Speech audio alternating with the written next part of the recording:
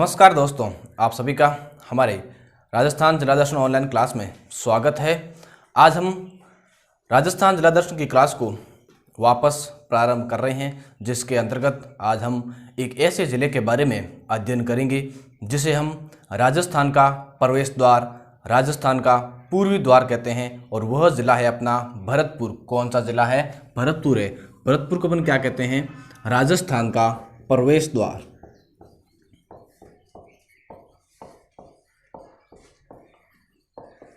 दूसरी बात, राजस्थान अपन भरतपुर को अपन क्या कहते हैं? पूर्वी द्वार। पूर्वी द्वार इसलिए कहते हैं क्योंकि यह राजस्थान के पूर्वी भाग की ओर आया हुआ जिला है। देखिए, भरतपुर जिला राजस्थान के सबसे पूर्वी भाग की ओर आया हुआ जिला है। अगर अपन इस जिले की स्थिति के बारे में बात करें तो देखिए, ये अपना भरतपुर जिला है। कौन सा जिला है? भरतपुर है। और इस जिले के ऊपर की ओर अलवर है। कौन सा जिला आया हुआ है? अलवर। इस तरफ दौसा, करौली और धौलपुर, अर्थात अपन कह सकते हैं जो भरतपुर जिला है वो 4 जिलों की सीमाओं को स्पर्श करता है। अलवर, दौसा, करौली और धौलपुर। देखिए, इसी के साथ साथ जो हमारा भरतपुर जिला है यह 2 राज्यों की सीमाओं को भी स्पर्श करता है, जिसमें हरियाणा और उत्तर प्रदेश। हरियाणा और उत्तर प्रदेश की सीमाओं को भी भरतपुर जिला है वो स्पर्श करता है। अगर अपन बात करें, हरियाणा की सीमा राजस्थान के साथ में 1262 किलोमीटर लगती है। राजस्थान के 7 जिले हरियाणा के 7 जिलों को स्पर्श करते हैं। अगर अपन बात करें उत्तर प्रदेश, तो उत्तर प्रदेश की सीमा राजस्थान के साथ में 877 किलोमीटर लगती है। और राजस्थान के 2 जिले भरतपुर और धौलपुर, जिनकी सीमा उत्तर प्रदेश के 2 जिलों से लगती है। तो अगर अपन बात करें कि हरियाणा और उत्तर प्रदेश में भरतपुर की थोड़ी ज़्यादा सीमा है उत्तर प्रदेश के साथ लगती है और कम सीमा वो हरियाणा के साथ में लगती है। तो ये तो होगी अपने पास में भरतपुर की स्थिति के बारे में। आगे दोस्तों बात करते हैं जो भरतपुर का नामकरण है। भरतपुर का नामकरण भगवान दशरथ के पुत्र भरत के नाम पर महाराजा सूरजमल के द्वारा रखा गया था। किसके द्वारा रखा गया था? महाराजा सूरजमल के द्वारा। महाराजा सूरजमल द्वारा भगवान दशरथ के पुत्र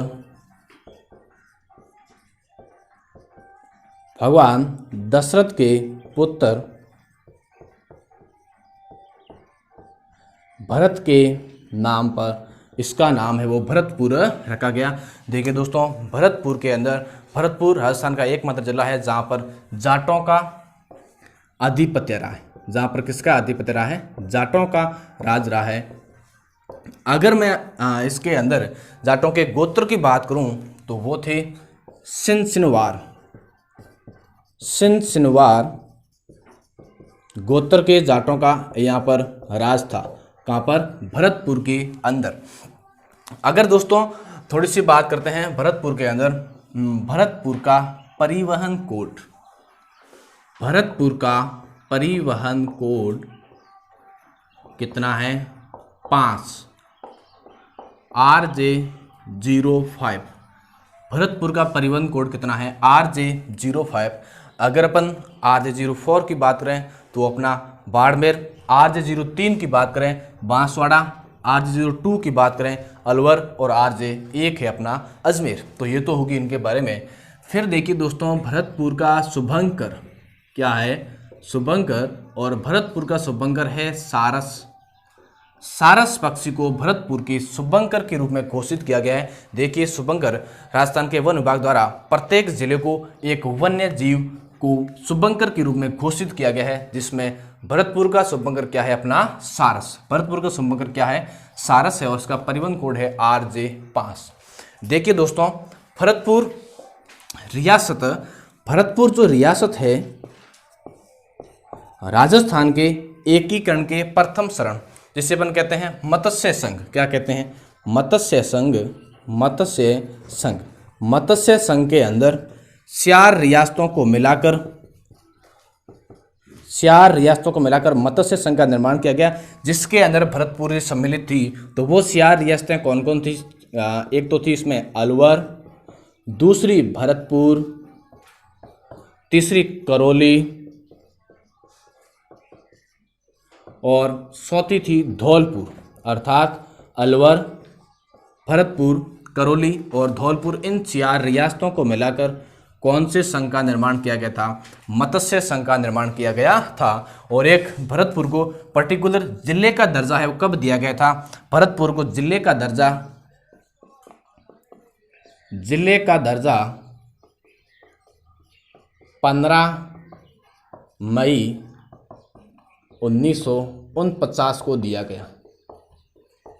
भरतपुर को एक जिले का दर्जा कब दिया गया था? 15 मई 1949 को दिया गया था। तो ये तो अपने पास में हुई भरतपुर की थोड़ी सी नॉर्मल सी जानकारी के बारे में बात। अगर अपन बात करें भरतपुर के थोड़े से इतिहास के बारे में, तो देखिए भरतपुर पर सर्वप्रथम राज किसका था? जाटों का राज था। और कौन से गोत्र के जाट वहाँ पर शासन करते थे? तो वो है अपना सिनवार गोत्र के जाट है वो वहाँ पर शासन कर रहे थे। आगे देखिए दोस्तों, जो जाट वंश के संस्थापक किसे माना जाता है? जाट वंश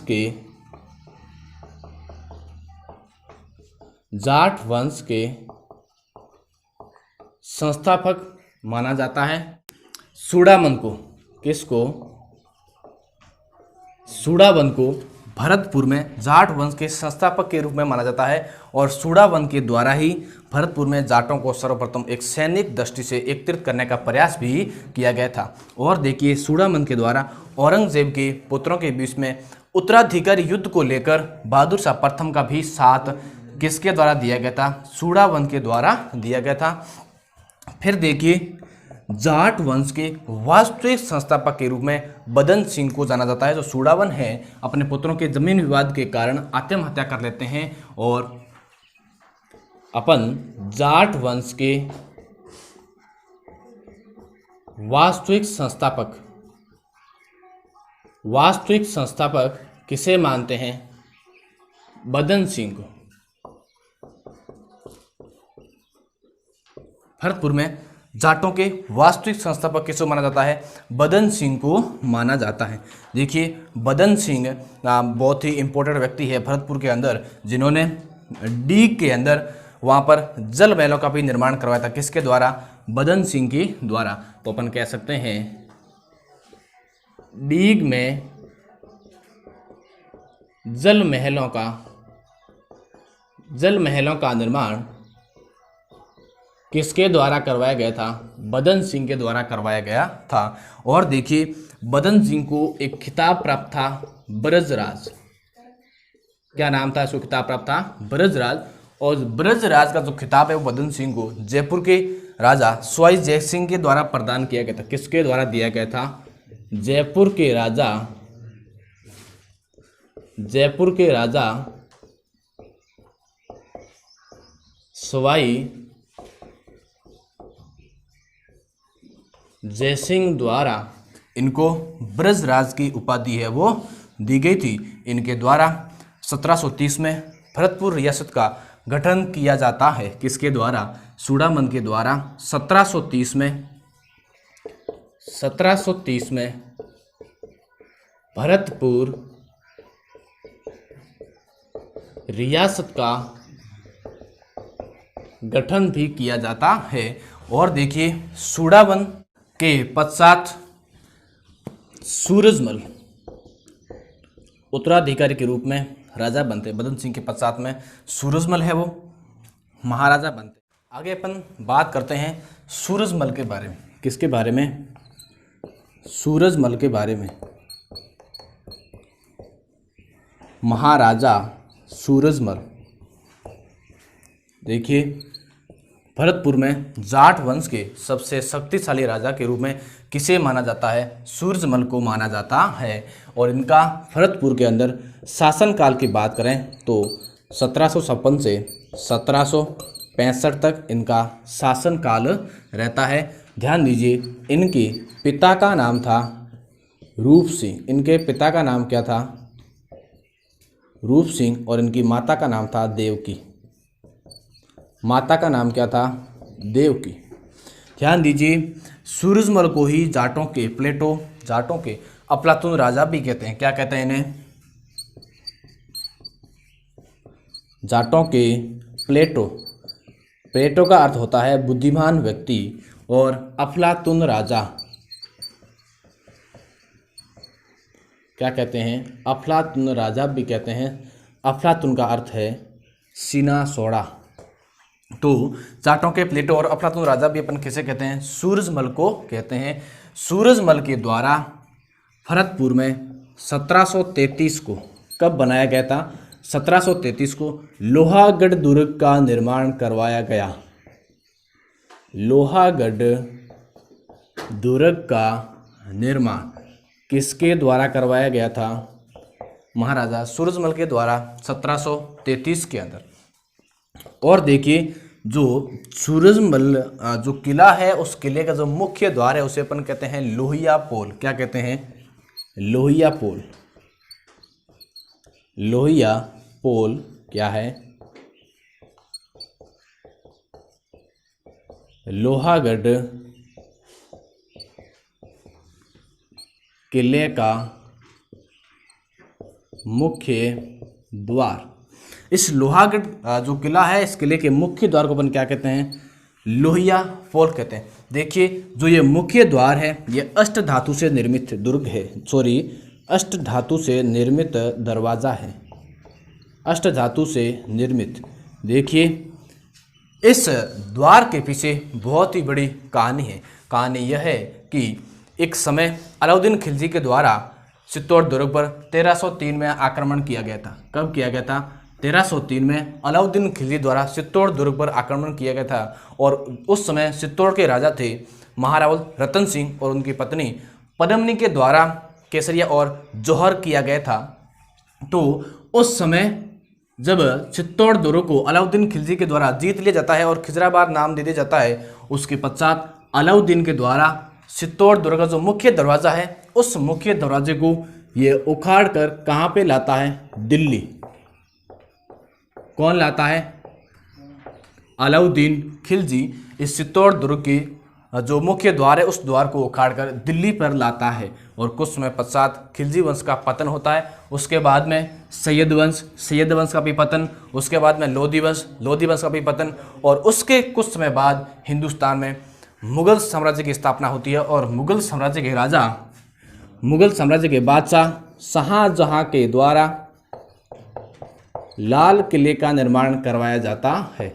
किसका निर्माण करवाया जाता है? लाल किले का। और लाल किले के मुख्य द्वार पर उसी द्वार को लगवाया जाता है जो दरवाज़ा अलाउद्दीन खिलजी के द्वारा चित्तौड़ से उखाड़कर कहाँ पर लाया गया था? दिल्ली लाया गया था। और उस दरवाजे को शाहजहां के द्वारा लाल किले के मुख्य द्वार पर लगवा दिया जाता है। और देखिए क्या होता है, जो सूरजमल है, सूरजमल के समय में ही पानीपत का तृतीय युद्ध होता है। पानीपत का तृतीय युद्ध होता है। और इस युद्ध के पश्चात में सूरजमल के द्वारा दिल्ली पर चढ़ाई की जाती है। और इस चढ़ाई के दौरान कुछ अफगान सैनिकों के द्वारा महाराजा सूरजमल की धोखे से हत्या कर दी जाती है। और उसके पश्चात सूरजमल की पत्नी किशोरी देवी, सूरजमल की पत्नी का क्या नाम है? किशोरी देवी ने अपने पुत्र जवाहर सिंह को दिल्ली पर चढ़ाई करने के लिए भेजा और कहा कि तुम्हें अगर राज्याभिषेक करवाना है तो अपने पिता का पहले बदला लेकर आओ, फिर लोहागढ़ दुर्ग के अंदर अपना राज्याभिषेक करवाना। तो जवाहर सिंह के द्वारा, जवाहर सिंह जो सूरजमल के पुत्र थे, उनके द्वारा दिल्ली पर चढ़ाई की जाती है। और वहाँ से उसी दरवाजे को उखाड़ कर कहाँ पर लाया जाता है? यहाँ पर लोहिया पोल के रूप में इसी दरवाजे को जवाहर सिंह के द्वारा भरतपुर लाया जाता है। और फिर इसको लोहागढ़ दुर्ग के मुख्य द्वार पर लगवा दिया जाता है। तो यह दरवाज़ा कहाँ से आया? चित्तौड़ दुर्ग से दिल्ली आया। और दिल्ली के बाद में जवाहर सिंह द्वारा इसको भरतपुर लाया जाता है और लोहागढ़ दुर्ग के मुख्य द्वार के रूप में इसे सजाया जाता है। तो वो अपना कौन सा हो गया? लोहिया पोल हो गया। और वर्तमान में वह दरवाज़ा लोहागढ़ में ही स्थित है। तो यह हुई दरवाजे की कहानी। और देखिए, इस लोहागढ़ दुर्ग है वो मिट्टी से निर्मित दुर्ग है। कैसा दुर्ग है? मिट्टी से दुर्ग निर्मित है, मिट्टी से निर्मित दुर्ग। राजस्थान के अंदर एक और दुर्ग मिट्टी से निर्मित है, वो है भटनेर का किला हनुमानगढ़ के अंदर। हनुमानगढ़ के अंदर देखिए, यहाँ गजब का तथ्य यह है कि जो हनुमानगढ़ के अंदर जो मिट्टी का किला है वो राजस्थान का सबसे सर्वप्रथम निर्मित या पहला निर्मित किला है, और वो भी मिट्टी से। और लोहागढ़ किला राजस्थान का सबसे अंतिम निर्मित किला है, और वह भी मिट्टी से। अर्थात अपन कह सकते हैं कि राजस्थान का सबसे पहले बना हुआ किला वो भी मिट्टी से, और राजस्थान का सबसे निर्मित अंतिम किला वो भी किससे बना हुआ है? मिट्टी से बना हुआ है। देखिए दोस्तों, लोहागढ़ दुर्ग पर 1803 में, लोहागढ़ दुर्ग पर 1803 में अंग्रेज अधिकारी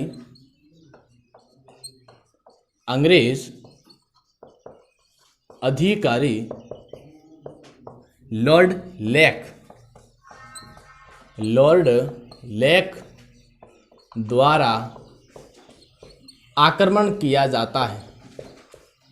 इस लोहागढ़ दुर्ग पर 1803 के अंदर अंग्रेज अधिकारी लॉर्ड लेक के द्वारा आक्रमण किया जाता है, और तब से इस किले का नाम क्या हो गया? लोहागढ़ हो गया। तब से इस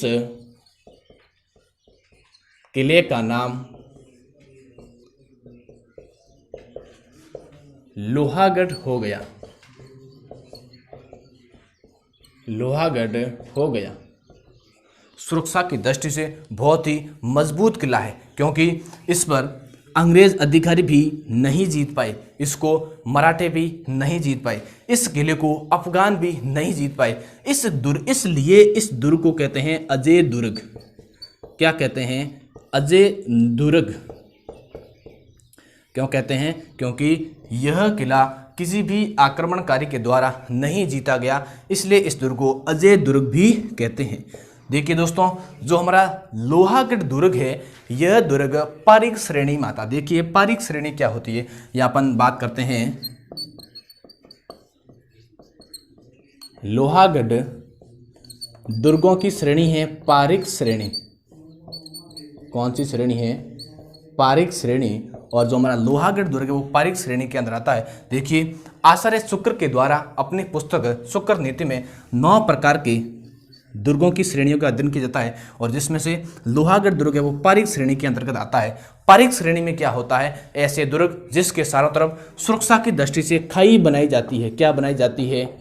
खाई बनाई जाती है। और जो लोहागढ़ दुर्ग के चारों तरफ जो खाई बनी है, उस खाई के अंदर एक झील से जल आता है। माना कि यह क्या है? एक खाई है, और इस खाई के अंदर ये जल की धारा आ रही है, और वो जल है वो कौन सी झील से प्राप्त होता है? वो अपनी है मोती झील। कौन सी झील है? मोती झील। अर्थात अपन कह सकते हैं कि इस दुर्ग के चारों ओर जो खाई बनी हुई है, उस खाई में जो जल है वो कौन सी झील से प्राप्त होता है? मोती झील से प्राप्त होता है। और देखिए, अब मोती झील में जो पानी है, उस पानी का स्रोत क्या है? तो मोती झील के अंदर 2 नदियों का पानी आता है। एक तो है गंभीरी नदी और बाणगंगा नदी। इन 2 नदियों के द्वारा मोती झील के अंदर पानी आता है, और यहाँ से पानी है वो इस दुर्ग के अंदर जो खाई है उस खाई के अंदर जाता है। और यह एक प्रकार से सुरक्षात्मक दृष्टि से बहुत ही मजबूत ढांचा था, इस कारण इस दुर्ग को कोई भी आक्रमणकारी नहीं जीत पाया था। देखिए दोस्तों, आगे अपन और बात करते हैं 1857 की क्रांति के समय। 1857 की क्रांति के समय भरतपुर के राजा थे जसवंत सिंह। क्या नाम था? जसवंत सिंह। 1857 की क्रांति के समय भरतपुर के राजा कौन थे? जसवंत सिंह से, जिन्होंने क्रांति के अंदर अंग्रेजों का साथ दिया। किसका साथ दिया? अंग्रेजों का साथ दिया गया। और देखिए दोस्तों, राजस्थान के एकीकरण के समय यहाँ के राजा थे बरजिंदर सिंह। तो राजस्थान एकीकरण के समय भरतपुर के राजा कौन थे? महाराजा बरजिंदर सिंह। महाराजा बरजिंदर सिंह। ब्रजेंद्र के सिंह के द्वारा ही भरतपुर में गंगा मंदिर का निर्माण भी करवाया गया था। तो आगे अपन और बात करते हैं भरतपुर जिले के बारे में। आगे अपन भरतपुर के अंदर एक दो और किले हैं, उनके बारे में भी अध्ययन करते हैं। देखिए, डीग का किला, डीग का किला कहाँ पर बना हुआ है? डीग भरतपुर के अंदर, डीग भरतपुर में। ध्यान दीजिए, जो डीग है, इस डीग को प्राचीन समय में या इसका प्राचीन नाम दीर्घापुर भी था। क्या नाम था? दीर्घापुर भी था। किसका नाम? डीग का। तो डीग का किला कहाँ पर है? डीग भरतपुर में। इसका निर्माण किसके द्वारा करवाया गया था? बदन सिंह के द्वारा। बदन सिंह के द्वारा इसका निर्माण करवाया गया था। और यहाँ पर जो जल महल बने हुए हैं, उन जल महलों का निर्माण भी बदन सिंह के द्वारा, और कुछ निर्माण यहाँ पर सूरजमल के द्वारा भी करवाया गया था। किसके द्वारा करवाया गया था? सूरजमल के द्वारा। ध्यान दीजिए, डीग भरतपुर को राजस्थान की जल महलों की नगरी भी कहते हैं। क्या कहते हैं? डीग भरतपुर को राजस्थान की जल महलों की नगरी, जल महलों की नगरी किसे कहते हैं?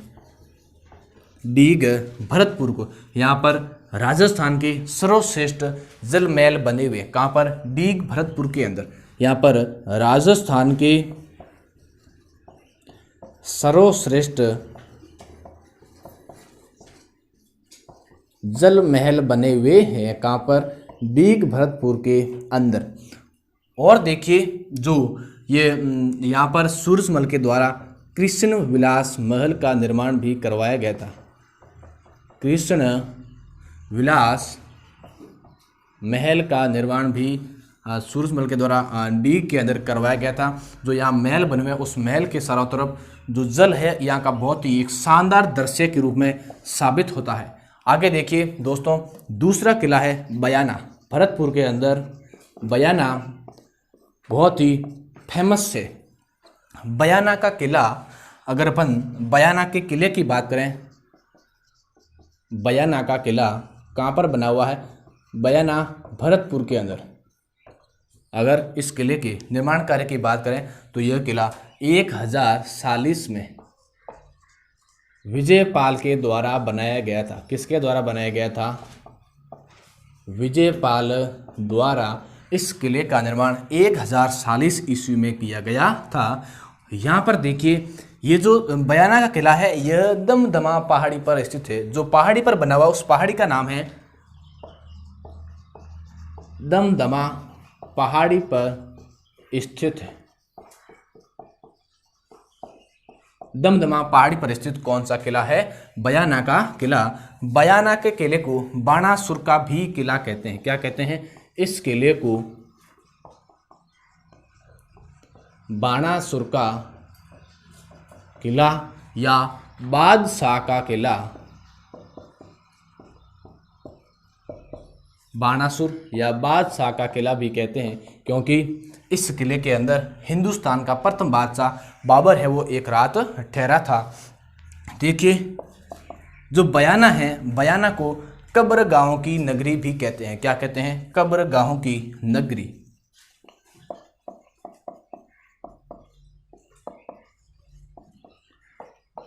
कब्रगाहों की नगरी भी किसे कहते हैं? बयाना को। बयाना प्राचीन समय में नील उत्पादन हेतु प्रसिद्ध था। किस लिए प्रसिद्ध था? नील की खेती हेतु या नील उत्पादन हेतु भी प्रसिद्ध रहा हुआ है।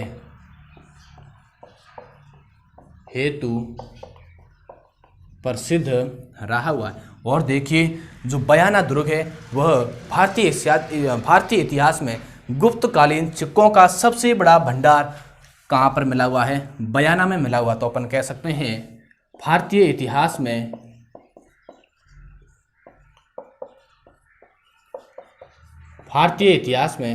गुप्तकालीन सिक्कों का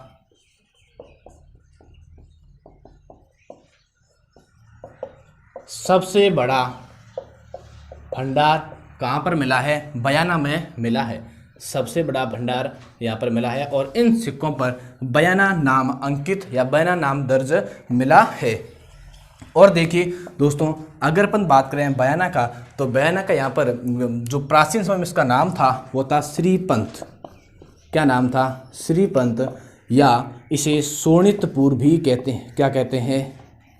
शोणितपुर भी कहते हैं। बयाना को श्रीपंथ या शोणितपुर भी कहते हैं। और देखिए बयाना के अंदर राजस्थान का सर्वप्रथम बनाया गया विजय स्तंभ, वो भी कहाँ पर बनाया गया था? बयाना के अंदर। किसके द्वारा बनाया गया था? समुद्रगुप्त के द्वारा। तो राजस्थान का सबसे पहला विजय स्तंभ किसके द्वारा बनाया गया था? समुद्रगुप्त के द्वारा बयाना में बनाया गया। अर्थात राजस्थान का सबसे पहला जो विजय स्तंभ है वो बयाना के अंदर किसके द्वारा बनाया गया था? समुद्रगुप्त के द्वारा बनाया गया था। दूसरा विजय स्तंभ चित्तौड़ दुर्ग के अंदर बनाया हुआ है। और देखिए दोस्तों, जो हमारा बयाना का किला है, इस बयाना के किले के अंदर भीमलाट निर्मित है। क्या है? भीमलाट। भीमलाट एक प्रकार की दीवार है। क्या है? एक प्रकार की दीवार है। और जिसका निर्माण किसके द्वारा करवाया गया था? विष्णुवर्धन के द्वारा। किसके द्वारा? विष्णुवर्धन द्वारा इसका निर्माण है वो करवाया गया था। बयाना के अंदर एक युद्ध हुआ था जिसे अपन कहते हैं बयाना का युद्ध। क्या कहते हैं? बयाना का युद्ध। तो बात करते हैं बयाना के युद्ध के बारे में। कब लड़ा गया था और किसके मध्य लड़ा गया था? देखिए बयाना का युद्ध 16 फरवरी 1527 में महाराणा सांगा और बाबर के मध्य लड़ा गया था। किसके मध्य लड़ा गया था? महाराणा सांगा और बाबर के बीच में लड़ा गया था। इस युद्ध के अंदर बाबर की सेना का जो नेतृत्व है वो मेहंदी ख्वाजा के द्वारा किया गया था। नेतृत्व किसका? नेतृत्व सेना का नेतृत्व। बाबर की सेना का जो नेतृत्व है वो किसके द्वारा किया गया था? मेहंदी ख्वाजा के द्वारा। इस युद्ध में बाबर की सेना का नेतृत्व मेहंदी ख्वाजा के द्वारा किया गया था। और इस युद्ध में बाबर की बुरी तरह से हार होती है। क्या होती है? बुरी तरह से पराजय होती है और महाराणा सांगा की विजय होती है बयाना के युद्ध में। लेकिन जल्द ही कुछ समय पश्चात एक और युद्ध लड़ा गया था जिसे अपन कहते हैं खानवा का युद्ध। क्या कहते हैं? खानवा का युद्ध। तो उसकी अपन थोड़ी आगे बात करते हैं। दूसरा, बयाना के बाद में खानवा का युद्ध होता है। देखिए अपन इसकी यहाँ पर बात करते हैं। खानवा के युद्ध के अंदर क्या होता है? खानवा का युद्ध कब होता है? 17 मार्च 1527 को। किसके मध्य होता है? महाराणा सांगा और बाबर के मध्य। महाराणा सांगा और बाबर के मध्य। ध्यान दीजिए, जब दुश्मन पहली बार हार जाता है तो वापस नहीं आता है। अगर वो वापस आता है तो अपनी एक दुगुनी ताकत के साथ वापस आता है। और इस युद्ध के अंदर महाराजा सांगा की पराजय होती है और बाबर की इस युद्ध में विजय होती है। देखिए दोस्तों, ये युद्ध है वो बाबर के द्वारा जिहाद के नाम पर लड़ा गया था। जिहाद मतलब धर्म के नाम पर लड़ा गया था और बहुत सारी शर्तों के आधार पर इस युद्ध को जीता गया था। और देखिए, जो हमारे इन युद्धों का जो प्रमाण है वो प्रमाण कहाँ पर मिलता है? भरतपुर के सरकारी संग्रहालय में। कहाँ पर मिलता है? सरकारी संग्रहालय में। ध्यान दीजिए, सरकारी संग्रहालय कहाँ पर है? भरतपुर के अंदर बना हुआ है। और इन सरकारी संग्रहालय के अंदर एक तो खानवा युद्ध के प्रमाण, खानवा युद्ध की प्रमाण, और इनमें क्या मिलता है, जनरल लेक के द्वारा 1803 में लोहागढ़ पर आक्रमण। तो 1803 में अंग्रेज अधिकारी लॉर्ड लेक का आक्रमण।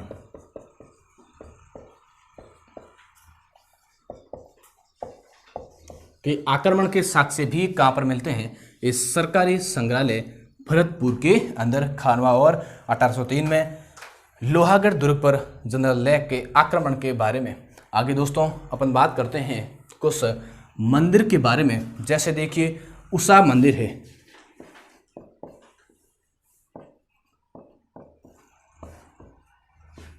उषा मंदिर कहाँ पर बना हुआ है, बयाना दुर्ग के अंदर। और इस मंदिर का निर्माण चित्रलेखा के द्वारा करवाया गया था। किसके द्वारा, चित्रलेखा द्वारा। कब, 10वीं शताब्दी के अंदर, 10वीं शताब्दी में चित्रलेखा के द्वारा उषा मंदिर का निर्माण करवाया गया था। देखिए उषा कौन थी, भगवान कृष्ण के पौत्र अनिरुद्ध सिंह की रानी उषा। तो अपन कह सकते हैं भगवान कृष्ण के पुत्र नहीं है, पौत्र अनिरुद्ध सिंह की रानी उषा,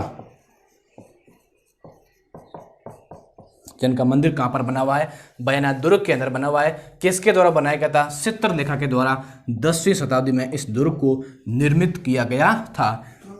दूसरे अपन एक और मंदिर के बारे में बात करते हैं, वो है गंगा मंदिर। कौन सा मंदिर है,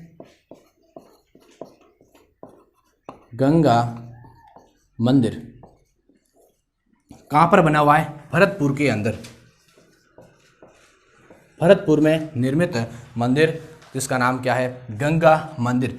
देखिए दोस्तों इस गंगा मंदिर का जो निर्माण है वो किसके द्वारा करवाया गया था, बलवंत सिंह के द्वारा। निर्माण कार्य जो प्रारंभ है वो बलवंत सिंह के द्वारा करवाया गया। किसके द्वारा करवाया गया था, बलवंत सिंह द्वारा। और इस को जो पूर्ण करने का श्रेय है वो ब्रजेंद्र सिंह को दिया जाता है। अपन ने बात की थी पहले कि ब्रजेंद्र सिंह के द्वारा गंगा के मंदिर को पूर्ण करवाया गया था, या अपन कह सकते हैं ब्रजेंद्र सिंह के द्वारा इसके अंदर मूर्ति है वो स्थापित की गई थी। किसके द्वारा, ब्रजेंद्र सिंह के द्वारा। राजस्थान का एकमात्र ऐसा मंदिर है जो 2 शैलियों में निर्मित है। 2 शैली कैसे, देखिए दोस्तों राजस्थान का एकमात्र ऐसा मंदिर जो 2 शैलियों में निर्मित है, मुगल शैली और बौद्ध शैली। देखिए इस जो मंदिर का अग्रभाग है, इस मंदिर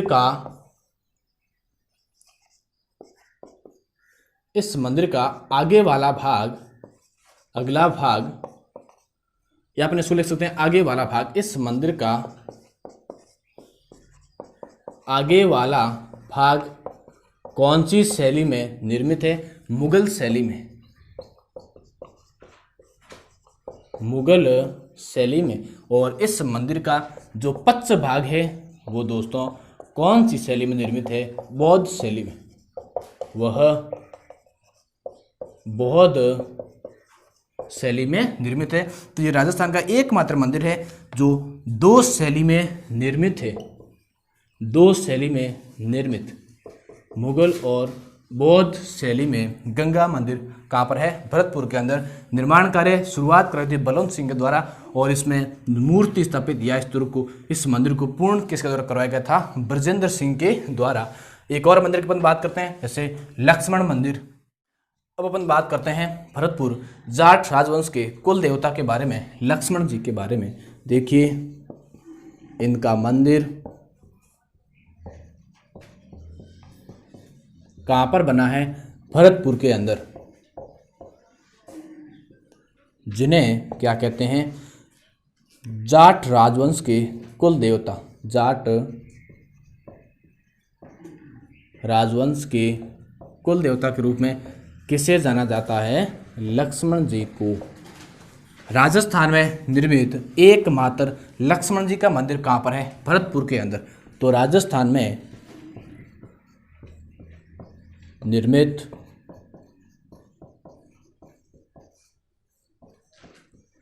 एकमात्र मंदिर, अगर अपन इस मंदिर के निर्माण कार्य की बात करें तो इस मंदिर का निर्माण कार्य शुरुआत है वो किसके द्वारा करवाया गया था? बलदेव सिंह के द्वारा। प्रारंभ है वह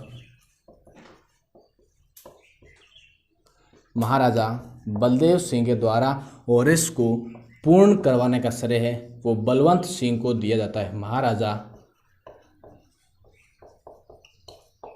बलवंत सिंह को इस मंदिर को पूर्ण करने का श्रेय दिया जाता है। और ये लक्ष्मण जी भरतपुर जाट राजवंश के कुल देवता माने जाते हैं। अर्थात जो जाट राजवंश है वो अपनी जो उत्पत्ति है वो लक्ष्मण जी से मानते हैं। आगे देखिए दोस्तों, अगर अपन बात करें भरतपुर प्रजामंडल, किसकी बात करें? भरतपुर प्रजामंडल। तो भरतपुर प्रजामंडल की स्थापना कब हुई थी? 1938 में। कब हुई थी? 1938 में। किसके द्वारा की गई थी या किसके नेतृत्व में की गई थी? वो है किशनलाल जोशी, किशनलाल जोशी और गोपीलाल यादव। गोपीलाल यादव के नेतृत्व में भरतपुर प्रजामंडल की स्थापना 1938 के अंदर की गई थी। और देखिए दोस्तों, भरतपुर के महत्वपूर्ण व्यक्ति है जिनका नाम है जगन्नाथ पहाड़िया। देखिए जगन्नाथ पहाड़िया जो राजस्थान में अनुसूचित जाति से संबंध रखने वाले राजस्थान के प्रथम मुख्यमंत्री। तो अपन लिख सकते हैं अनुसूचित जाति से राजस्थान के प्रथम मुख्यमंत्री। राजस्थान के प्रथम मुख्यमंत्री जिनका संबंध कहाँ से था? भरतपुर से। तो ये भी भरतपुर के निवासी थे। भरतपुर के निवासी थे। और देखिए दोस्तों, जो भरतपुर के अंदर एक शुद्धि आंदोलन चलाया गया था। क्या चलाया गया था? शुद्धि आंदोलन। और भरतपुर में शुद्धि आंदोलन महाराजा कृष्ण सिंह के द्वारा 1928 में महाराजा किसके द्वारा? कृष्ण सिंह द्वारा। और महाराजा कृष्ण सिंह जो भरतपुर में जन जागृति का जनक भी कहते हैं। तो महाराजा कृष्ण सिंह को भरतपुर में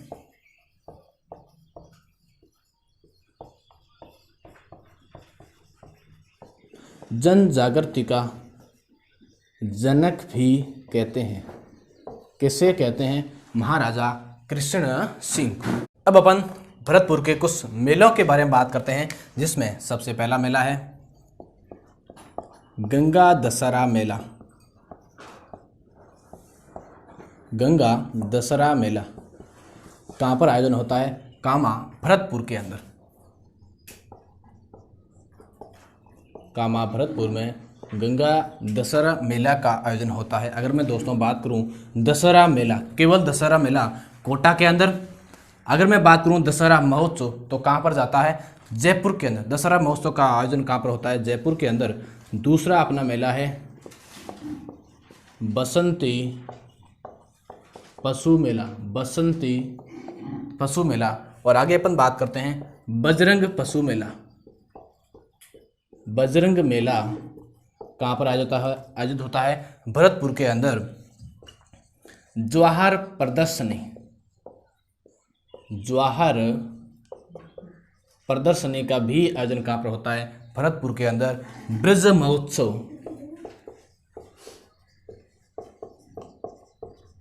ब्रज महोत्सव, डीग महोत्सव, ब्रज महोत्सव, डीग महोत्सव का आयोजन भी भरतपुर के अंदर, इनका डीग और भरतपुर में दोनों पर आयोजन होता है। और देखिए भरतपुर में भोजन थाली मेला, भोजन थाली मेला का आयोजन भी भरतपुर के अंदर। गरुड़ मेला, गरुड़ भगवान विष्णु का वाहन गरुड़ मेला कहाँ पर आयोजन होता है? भरतपुर के अंदर। तो ये भरतपुर के कुछ महत्वपूर्ण मेले थे। आगे अपन भरतपुर में केवलादेव राष्ट्रीय उद्यान के बारे में बात करते हैं, जो बहुत ही इम्पोर्टेंट है। अब अपन बात करते हैं भरतपुर के केवलादेव राष्ट्रीय उद्यान के बारे में। केवलादेव राष्ट्रीय उद्यान कहाँ पर है? भरतपुर के अंदर। देखिए इसे केवलादेव घना पक्षी विहार भी कहते हैं, और ये एक प्रकार का जो अभ्यारण्य है वो पक्षियों के लिए बहुत ही फेमस है। देखिए केवलादेव शब्द है, यह शब्द भगवान शिव को समर्पित मंदिरों से लिया गया है। जो इस उद्यान के अंदर मंदिर बने हुए हैं, जो घना, घना शब्द का अर्थ है जो पेड़ों से, जहाँ पर पेड़ों की क्या हो, अधिकता हो, वह अपन कहते हैं घना। और देखिए इस केवलादेव घना या केवलादेव वन्य जीव अभ्यारण्य का दर्जा इसे 1955 में दिया गया था। तो केवलादेव को वन्य जीव अभ्यारण्य का दर्जा, वन्य जीव अभ्यारण्य का दर्जा है वो कब दिया गया था? 1955 में, 1955 में। और देखिए इसे राष्ट्रीय उद्यान का दर्जा 1982 के अंदर दिया गया था। तो भारत सरकार द्वारा इसे राष्ट्रीय उद्यान का दर्जा, भारत सरकार द्वारा राष्ट्रीय उद्यान का दर्जा 1982 के अंदर इसको दिया गया था। और देखिए केवलादेव राष्ट्रीय उद्यान को यूनेस्को की विश्व प्राकृतिक सूची के अंदर सम्मिलित किया गया है, और राजस्थान से ये एकमात्र उद्यान सम्मिलित किया गया है, जिसको 1985 में यूनेस्को की विश्व प्राकृतिक धरोहर सूची में, विश्व प्राकृतिक धरोहर सूची में शामिल किया गया है। कब किया गया था? 1985 के अंदर। राष्ट्रीय उद्यान का दर्जा 1982 में, वन्यजीव अभ्यारण्य का दर्जा 1955 के अंदर। और देखिए यह जो राष्ट्रीय उद्यान है यह पक्षियों के लिए प्रसिद्ध है। किसके लिए प्रसिद्ध है? पक्षियों के लिए प्रसिद्ध है, या इसे पक्षियों का स्वर्ग भी कहा जाता है। तो पक्षियों के लिए प्रसिद्ध है। देखिए दोस्तों इस केवलादेव राष्ट्रीय उद्यान के अंदर शीत ऋतु में साइबेरियन सारस, साइबेरियन सारस यहाँ पर शीत ऋतु में अपने प्रजनन के लिए आते हैं। तो यहाँ पर साइबेरियन सारस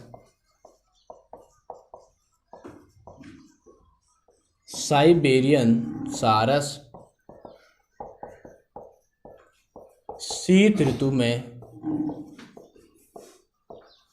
प्रजनन के लिए कहाँ पर आते हैं? केवलादेव राष्ट्रीय उद्यान में। और देखिए जो यहाँ पर पक्षी आते हैं, इस पक्षियों के लिए एक घास है। क्या है? घास।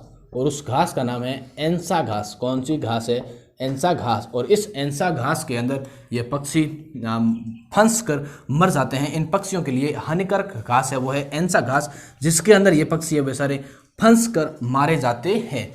देखिए जो केवलादेव राष्ट्रीय उद्यान है, इस उद्यान के अंदर सारस और इसी के अलावा बहुत सारी यहाँ पर हजारों पक्षियों की प्रजातियाँ पाई जाती है। और उनके साथ साथ में जैसे चीतल है, बाघ है, सांबर है, अन्य जीव जंतु भी यहाँ पर पाए जाते हैं। देखिए जो हमारा केवलादेव राष्ट्रीय उद्यान है, इस उद्यान को जल की आपूर्ति है वो आंजना बांध से होती है। कौन से बांध से होती है? आंजना बांध। तो यहाँ पर जल की आपूर्ति किसके द्वारा होती है? आंजना बांध से। ठीक है। और एक और अभ्यारण्य से अपन कहते हैं बंद बरेठा पक्षी अभ्यारण्य, वो भी भरतपुर के अंदर है। बंद बरेठा पक्षी अभ्यारण्य, बंद बरेठा पक्षी अभ्यारण्य कहाँ पर है? भरतपुर में। और यह बयाना पक्षियों हेतु प्रसिद्ध है। किस हेतु प्रसिद्ध है? बयाना पक्षियों हेतु प्रसिद्ध कौन सा अभ्यारण्य है? बंद बरेठा पक्षी अभ्यारण्य। देखिए भरतपुर के अंदर बंद बरेठा बांध भी है। क्या है? एक बंद बरेठा बांध, जो कौन सी नदी के किनारे हैं? बंद बरेठा बांध कुकुन नदी के किनारे। कौन सी नदी के किनारे? कुकुन नदी के किनारे कौन सा बांध बना हुआ है? बंद बरेठा बांध बना हुआ है। अब दोस्तों अपन भरतपुर के एक लोक नाट्य और नृत्य के बारे में बात करते हैं। तो भरतपुर में नौटंकी लोक नृत्य, नृत्य नहीं है, ये एक लोक नाट्य है। नौटंकी लोक नाट्य। ध्यान दीजिए, नौटंकी जो मुख्यतः या मूलतः ये उत्तर प्रदेश की फेमस है। कहाँ की प्रसिद्ध है? उत्तर प्रदेश की फेमस है, लेकिन राजस्थान में यह भरतपुर की फेमस है। कहाँ की प्रसिद्ध है? भरतपुर की यह प्रसिद्ध है। देखिए इस नौटंकी लोक नाट्य के अंदर क्या किए जाते हैं? अलग अलग प्रकार के 9 वाद्य यंत्र बजाए जाते हैं। यहाँ पर 9 प्रकार के वाद्य यंत्र का प्रयोग किया जाता है। वाद्य यंत्र बजाए जाते हैं और इन्हें बजाकर लोगों का मनोरंजन किया जाता है। देखिए इसके अंदर अलग अलग कलाकार अलग अलग पात्रों की भूमिका निभाकर अलग अलग कलाओं का प्रदर्शन करते हैं। इस नौटंकी कलाकार के अंदर अगर अपन बात करें राजस्थान की प्रथम महिला कलाकार, तो वो है करौली की मुस्तरबाई। देखिए करौली की मुस्तरबाई, करौली की मुस्तरबाई नौटंकी की प्रथम महिला कलाकार, प्रथम महिला कलाकार कौन है दोस्तों? नाम क्या है? मुस्तरबाई। इंपॉर्टेंट है। अगर अपन अंतर्राष्ट्रीय ख्याति प्राप्त एक व्यक्ति की बात करें जिसे अपन कहते हैं गिरिराज प्रसाद, क्या नाम है उनका? गिरिराज प्रसाद। कहाँ के निवासी है? कामा भरतपुर, कामा भरतपुर के निवासी है जिनका नाम है गिरिराज प्रसाद। और इन्हें अंतर्राष्ट्रीय स्तर की ख्याति प्राप्त नौटंकी लोक कलाकार है। तो अपन कह सकते हैं अंतर्राष्ट्रीय ख्याति प्राप्त नौटंकी कलाकार कौन है? गिरिराज प्रसाद। तो दोस्तों ये तो हुआ अपने पास नौटंकी लोक नाट्य। अगर अपन ना भरतपुर और अलवर के नृत्य की बात करें तो यहाँ का नृत्य फेमस है, जिससे अपन कहते हैं बम नृत्य। क्या नाम है? बम नृत्य। देखिए बम एक प्रकार क्या है? राजस्थान का सबसे बड़ा एक वाद्य यंत्र है, लोक वाद्य यंत्र। बम क्या है? एक प्रकार का लोक वाद्य यंत्र, सबसे बड़ा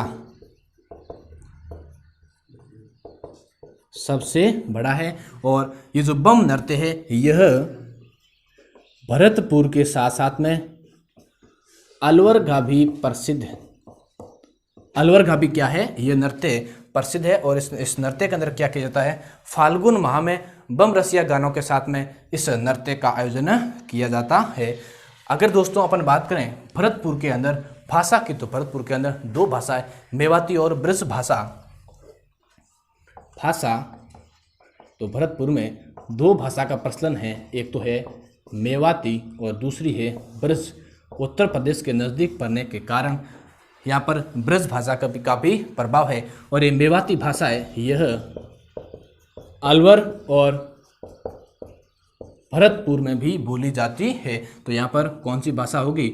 मेवाती और ब्रज भाषा का यहाँ पे भी प्रभाव है। अब दोस्तों भरतपुर के बारे में थोड़ी सी और जानकारी प्राप्त करते हैं, जिसके अंदर हमारा भरतपुर एक प्रकार क्या है? संभाग है। भरतपुर एक क्या है? संभाग भी है, जो राजस्थान का 7वां संभाग है।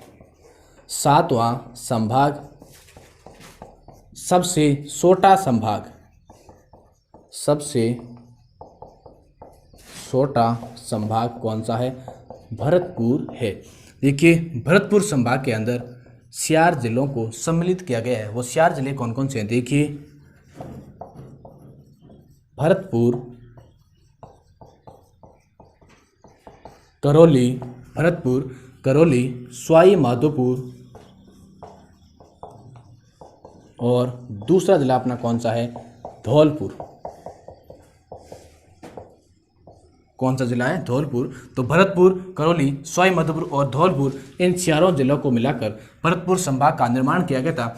भरतपुर संभाग को कब बनाया गया था? देखिए भरतपुर संभाग का गठन है वो कब किया गया था? 4 जून 2005 को तत्कालीन मुख्यमंत्री वसुंधरा राजे के द्वारा, वसुंधरा राजे द्वारा भरतपुर संभाग का गठन किया गया था। अब देखिए दोस्तों, थोड़ी सी और आगे बात करते हैं। जो हमारा भरतपुर है, इस भरतपुर के अंदर अगर पौधों की बात की जाए तो यहाँ पर सूरजमुखी के पौधे या सूरजमुखी का सर्वाधिक उत्पादन, सूरजमुखी का सर्वाधिक उत्पादन। दूसरी बात, भरतपुर के अंदर गुलाबी संगमरमर का भी सर्वाधिक उत्पादन होता है। किसका होता है? गुलाबी संगमरमर का भी सर्वाधिक उत्पादन होता है। तीसरी बात देखिए दोस्तों, भरतपुर के अंदर सरसों का अनुसंधान केंद्र भी स्थित है। कहाँ पर है? भरतपुर में सरसों का